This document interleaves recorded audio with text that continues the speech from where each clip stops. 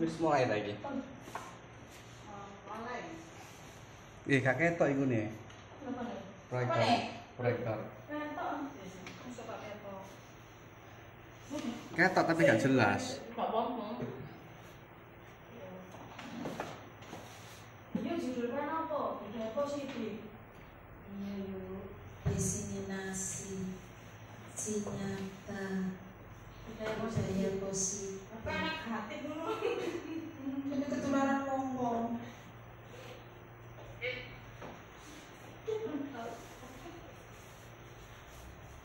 Iki jemput video sih ceketok. Ya, inilah kok video. Wah, dimulai deh kok. Ya Allah. Assalamualaikum warahmatullahi wabarakatuh. Waalaikumsalam warahmatullahi wabarakatuh.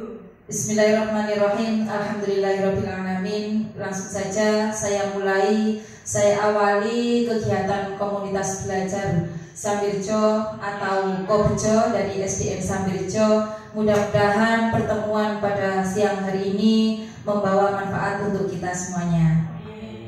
Yang saya hormati Bapak Kepala Sekolah beserta Bapak Ibu Dewan Guru semuanya, marilah kita awali kegiatan ini dengan bacaan basmalah. Bismillahirrahmanirrahim.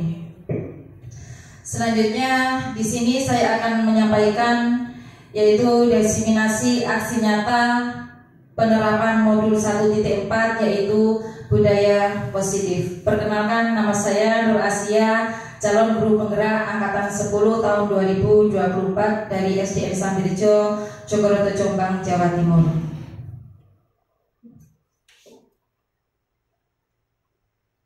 Ini fasilitator saya dari Jember yaitu Pak Tri Hendri Setiawan.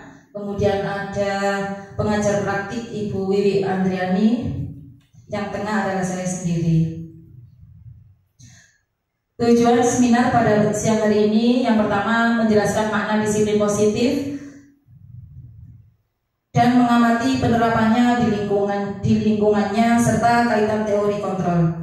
Yang kedua menjelaskan konsep teori motivasi, hukuman dan penghargaan dan pendekatan restitusi.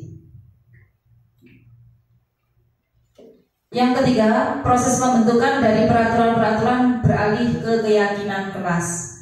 Yang keempat, menjelaskan kebutuhan dasar yang menjadi motif dari tindakan manusia, baik murid maupun guru. Yang kelima, melakukan refleksi atas praktik disiplin yang dijalankan selama ini dan dampaknya untuk murid-muridnya. Yang keenam, menjelaskan restitusi sebagai salah satu cara menanamkan disiplin positif pada murid sebagai bagian dari budaya positif di sekolah. Topik inti dari materi hari ini yang pertama disiplin positif dan nilai kebajikan universal. Yang kedua teori motivasi, hukuman dan penghargaan. Berikutnya restitusi. Yang ketiga keyakinan kelas. Yang keempat kebutuhan dasar manusia dan dunia berkualitas. Yang terakhir restitusi yaitu 5 posisi kontrol dan restitusi segitiga restitusi. Konsep yang pertama yaitu disiplin positif dan nilai-nilai kebajikan universal. Di sini saya minta perwakilan dari Bapak Ibu Guru 2 orang. Saya minta maju ke depan. Boleh Bapak, boleh Ibu, silakan. Monggo. Monggo.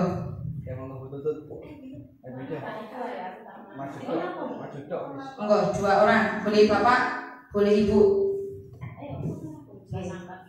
Silakan.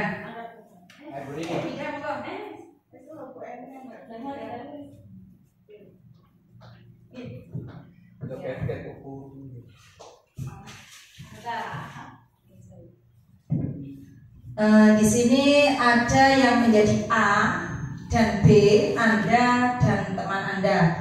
Sobeklah secari kertas kecil. Tuliskan benda atau sesuatu yang sangat berharga untuk Anda. Ini, coba ini ada sebuah tulisan yang di dalam kertas itu. Coba Ibu genggam.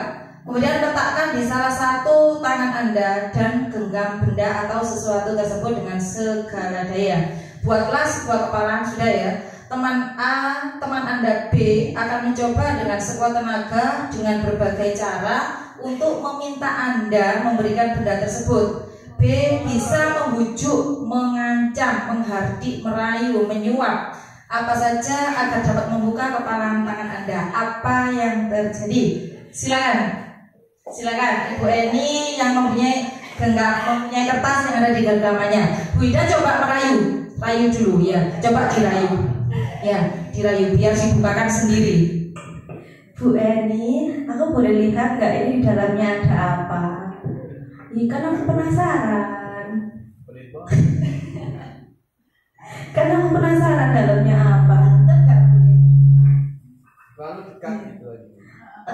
Tapi kan ini kan harusnya kita buat berdua. Kok jadinya satu orang aja yang lihat? Aku kan juga penasaran di dalamnya apa. Iya, Bu Eni, kan tadi aku mau lihat nggak boleh. Aku sekarang punya sesuatu. Penasaran nggak? Apa? Aku punya uang. Mau nggak pakai uang 10.000? Gimana ya? Oh, aku nggak punya uang 10.000 deh. Tak pakai dewe, tak ke jajan. Ya udah, terima kasih. Ya sini buat Bu Eni, tapi aku tuker boleh nggak? Ya udah deh, boleh. Ya terima kasih. Oke, tepuk tangan untuk Bu Eni dan Bu Ida. Terima kasih. Oke, pada akhirnya dikasihkan juga ya sama Bu Eni. Iya, karena kena rayuan tadi. Oh iya, kena rayuan 10.000. Oke, disinilah dapat kita petik suatu pelajaran, yaitu dari A dan B, keduanya punya kontrol. Bu Eni berhak memegang erat itu berdasar dari kendalinya sendiri. Bu Eni mengasihkan itu juga atas kendalinya sendiri, bukan karena uang 10.000-nya. Jadi setiap manusia punya kontrol emosi atau kendali. Begitu ya. Jadi yang dari kegiatan itu yang kita ambil adalah masing-masing manusia punya kendali atau punya kontrol masing-masing. Berikutnya, perubahan paradigma teori kontrol atau ilusi kontrol zaman dahulu. Mungkin dulu paradigma para guru seperti ini. Yang pertama, ilusi guru mengontrol murid. Yang kedua, ilusi bahwa kritik dan membuat orang merasa bersalah dapat menguatkan karakter. Ya, pernahkah kita melakukan seperti itu? Seperti kita menyalahkan murid ketika bertengkar. Oh, jadi sampean garayai. Nah, seperti itu. Itu ilusi kita mengatakan bahwa kita itu benar mengontrol murid seperti itu. Yang ketiga, ilusi bahwa semua penguatan positif, efektif dan bermanfaat. Yang keempat, ilusi bahwa orang dewasa memiliki hak untuk memaksa. Berikutnya, dari ilusi-ilusi guru dengan paradigma lama dapat kita sesuaikan, cocok nggak dengan teori-teori yang terbaru seperti ini. Perubahan paradigma stimulus respon ke teori kontrol. Hal-hal tadi itu yang dicontohkan sebelumnya merupakan stimulus respon. Ada kejadian, langsung guru meresponnya. Nggak tahu itu respon yang seperti apa, positif atau negatif. Yang jelas ada stimulus respon. Ada murid bertengkar, langsung kita makbet. Gimana caranya langsung menanggapi. Nah, itu nanti dibetulkan atau tidak, mari kita bercermin di sini nanti. Kemudian dialihkan ke teori kontrol. Siapa sesungguhnya yang memiliki kontrol? Di sini stimulus responnya seperti kita mencoba mengubah orang agar berpandangan sama dengan kita. Itu paradigma kita. Kemudian pada teori kontrol tidak seperti itu. Kita berusaha memahami pandangan orang lain tentang dunia. Karena setiap manusia kan mempunyai cara pandang yang berbeda. Yang kedua, stimulus responnya seperti perilaku buruk dilihat sebagai suatu kesalahan. Pernahkah kita mengalami seperti ini ke murid kita? Perilaku buruk dilihat sebagai suatu kesalahan.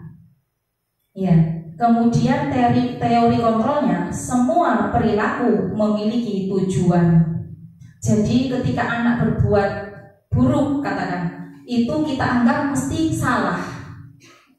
Misal, anak terlambat, jelas di mata Bapak Ibu guru anak itu adalah salah. Maksudnya seperti itu. Perilaku buruk dilihat sebagai suatu kesalahan.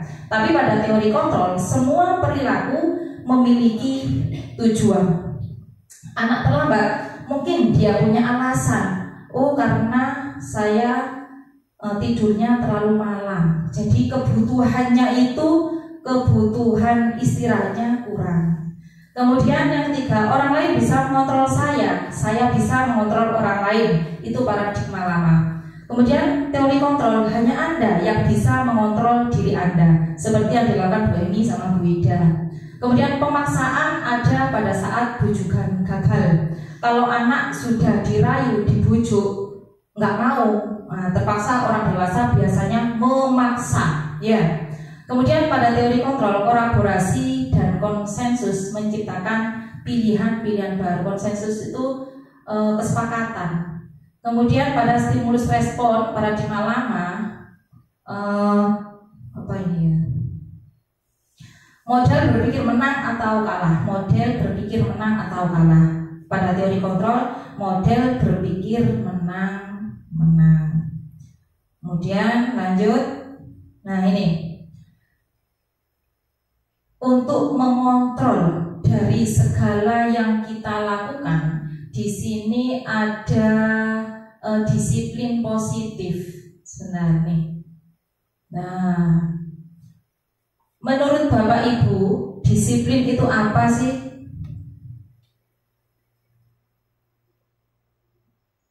Apa menurut Bapak Ibu disiplin itu apa?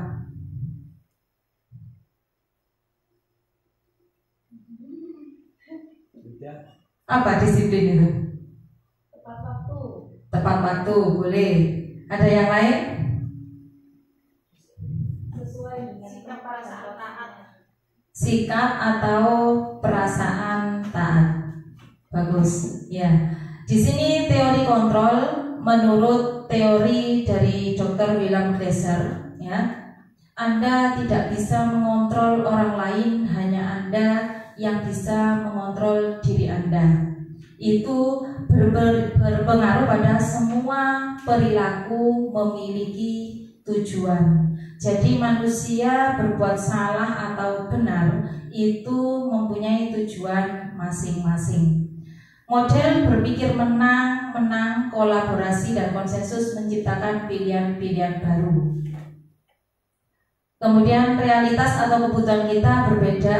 Kita berusaha memahami pandangan orang lain tentang dunia. Setiap orang memiliki gambaran yang berbeda. Jadi dari semua perilaku manusia nanti dikaitkan dengan teori motivasi. Kemudian dari model berpikir menang, kolaborasi dan konsensus nanti dikaitkan dengan 5 posisi kontrol. Nah ini yang biasanya kita lakukan ke murid kita, 5 posisi kontrol menjadi guru. Menjadi guru seperti apa kita? Yang pertama penghukum atau pembuat rasa bersalah, atau sebagai teman, atau menjadi pemantau, atau menjadi manajer. Di sini makna disiplin adalah belajar kontrol diri dengan menggali potensi kita agar tercapai tujuan mulia, yaitu sesuatu menjadi seseorang yang kita inginkan berdasarkan nilai-nilai yang kita hargai. Nah, di sini ya. Apakah makna disiplin? Nah, langsung yang di bawah ini ya. Disiplin yang artinya belajar. Makna asal dari kata ini berkonotasi dengan disiplin diri dari murid-murid, ya. Disiplin diri membuat orang menggali potensinya menuju sebuah tujuan apa yang dia hargai. Namun dalam budaya kita, makna kata disiplin telah berubah menjadi sesuatu yang dilakukan seseorang pada orang lain untuk mendapatkan kepatuhan. Kecenderungan umum adalah menghubungkan kata disiplin dengan ketidaknyamanan, bukan dengan apa yang kita hargai atau pencapaian suatu tujuan mulia. Ya, seringkali kita membuat peraturan itu semata-mata untuk mendisiplinkan murid, seperti itu, sehingga murid merasa takut, merasa tidak nyaman dengan peraturan itu. Padahal kita menjadi seorang pendidik itu sebisa mungkin membuat murid kita menjadi nyaman dan bahagia. Tapi karena adanya peraturan disiplin, maka murid seakan hanya takut pada peraturan. Berikutnya, apa yang dinilai, apa yang dituju, yaitu nilai-nilai kebajikan universal. Kebajikan universal di situ menurut Ki Hajar Dewantara mengartikan seperti ini arti kata disiplin: sebagai bentuk kontrol diri, yaitu belajar untuk kontrol diri agar dapat mencapai suatu tujuan mulia. Tujuan mulia di sini mengacu pada nilai-nilai atau prinsip-prinsip mulia yang dianut seseorang. Kita namakan nilai-nilai tersebut sebagai nilai-nilai kebajikan yang universal. Nah, nilai-nilai universal itu yang sekarang lagi digencar-gencarkan oleh pemerintah, yaitu sebagai nilai yang untuk dicapai oleh anak Indonesia yang dikenal dengan profil pelajar Pancasila. Bapak Ibu hafal ya profil pelajar Pancasila? Wadah. Mari kita nyanyikan bersama biar enggak ngantuk. Pelajar Pancasila beriman dan bertakwa pada Tuhan Yang Esa dan berakhlak mulia, berkebinekaan global, gotong royong mandiri, kreatif dan bernalar kritis.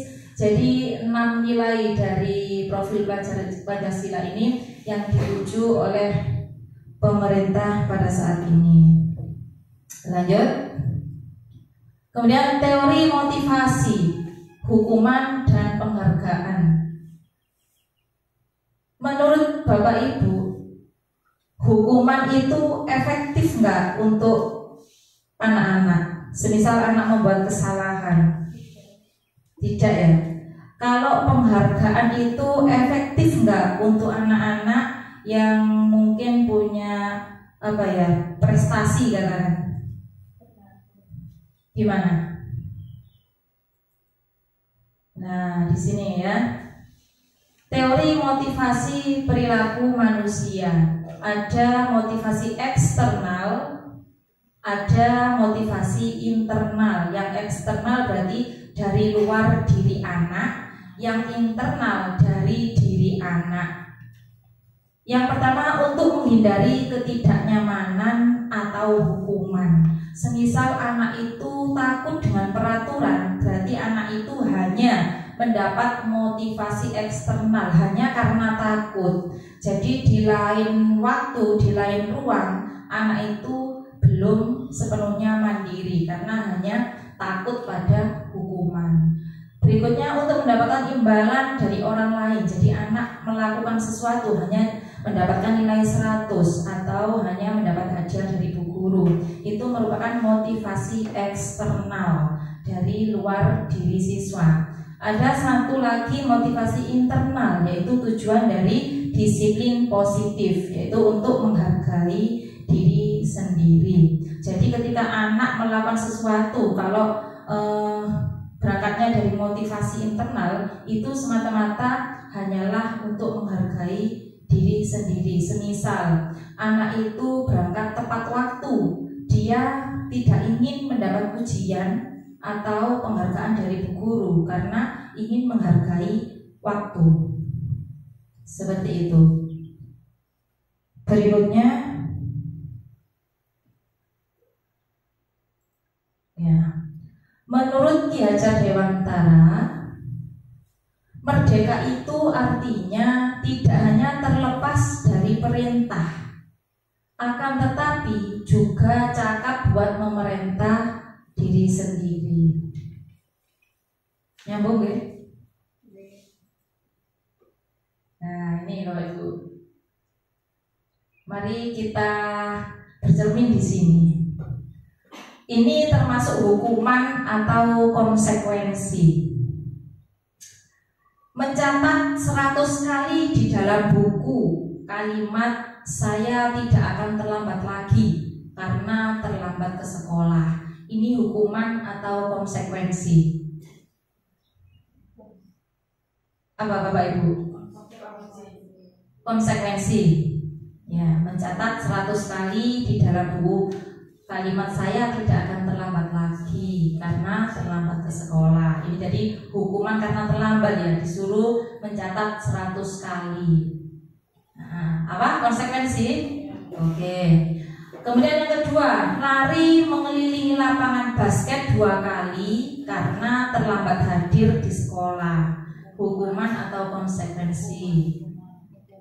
Hukuman. Sepakat? Hukuman karena terlambat kemudian disuruh mengelilingi lapangan. Murid diminta untuk push up 15 kali karena tidak menggunakan masker ke sekolah. Hukuman atau konsekuensi? Hukuman. Sepakat hukuman? Sepakat? Hukuman. Menggantikan kertas tugas teman yang telah dicoret-coret. Konsekuensi. Membersihkan tumpahan air di meja tulis karena tersenggol pada saat belajar. Konsekuensi. Murid disuruh untuk mengenakan sepatu seharian di sekolah. Tidak mengenakan sepatu gitu ya. Murid disuruh untuk tidak mengenakan sepatu seharian di sekolah karena tidak mengenakan sepatu hitam. Konsekuensi. Lari mengelilingi lapangan basket 2 kali karena terlambat 10 menit untuk pelajaran PJOK. Hukuman. Baiklah, kita tengok jawabannya di sini. Ding. Nah, betul nggak persepsi kita selama ini? Ini.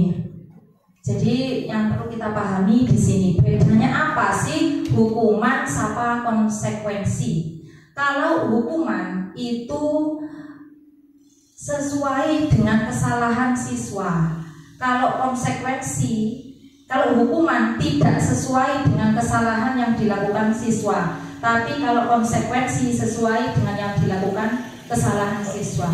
Contoh, mari kita betulkan. Tadi jawabannya konsekuensi ya, nomor 1. Mencatat 100 kali di dalam buku kalimat "saya tidak akan terlambat lagi karena terlambat ke sekolah".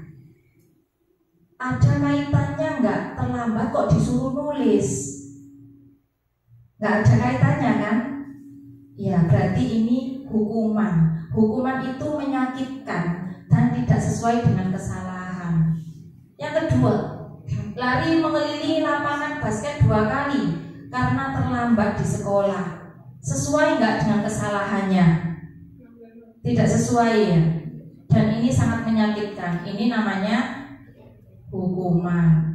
Kemudian murid diminta untuk push up 15 kali karena tidak menggunakan masker. Tidak menggunakan masker kok disuruh push up. Nyambung nggak? Tidak nyambung. Ini namanya hukuman. Ya. Kemudian menggantikan kertas tugas teman yang telah dicoret-coret. Ini baru konsekuensi karena sesuai dengan kesalahannya. Membersihkan tumpahan air di meja tulis karena tersenggol pada saat belajar. Ini juga konsekuensi karena sesuai dengan kesalahannya. Kemudian murid disuruh untuk mengenakan sepatu seharian. Tidak mengenakan sepatu seharian karena tidak mengenakan sepatu hitam. Tidak sesuai ya. Ini termasuk hukuman karena menyakitkan. lari mengelilingi lapangan basket 2 kali karena terlambat 10 menit untuk pelajaran BJUK. Ini sesuai karena pelajaran BJUK konsekuensinya disuruh lari, masih nyambung. Kita lanjutkan. Nah, berikutnya apa perbedaan hukuman dan konsekuensi? Sini. Nah, kalau hukuman sesuatu yang menyakitkan harus terjadi. Kalau konsekuensi sesuatu harus terjadi.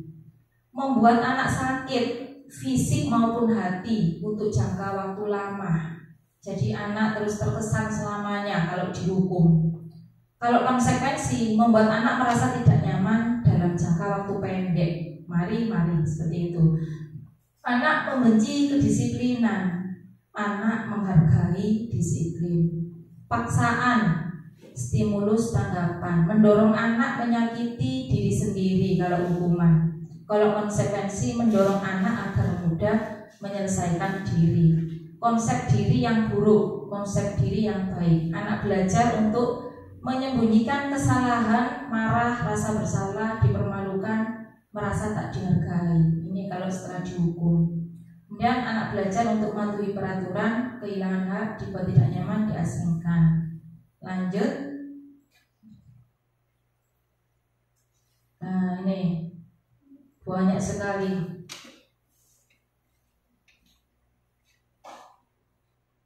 Perhatikan Bapak Ibu, di sini ada identitas gagal, yaitu seringkali dilakukan dengan hukuman. Memberi hukuman ini adalah mematikan karakter siswa. Dikategorikan identitas gagal. Kemudian disiplin ini kategori identitas sukses.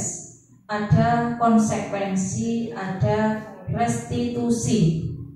Jadi tujuan kita nanti adalah ke restitusi. Kita berhenti menggunakan hukuman dan mengurangi konsekuensi, tapi lebih ke arah restitusi. Sesuatu yang menyakitkan harus terjadi, itu kalau pada hukuman. Kalau pada konsekuensi, sesuatu harus terjadi. Ketika pada restitusi, restitusi merupakan pilihan. Tidak nyaman untuk murid atau anak untuk jangka waktu panjang, tidak nyaman untuk murid, anak untuk jangka waktu pendek, dan seterusnya. Tidak saya lanjutkan. Nah, berikutnya apa itu restitusi? Ini yang harus kita lakukan saat ini. Restitusi ini berhenti dari hukuman dan berusaha tidak sering melakukan konsekuensi, yaitu sekarang kita beralih ke restitusi. Restitusi adalah proses menciptakan kondisi bagi murid untuk memperbaiki kesalahan mereka, sehingga mereka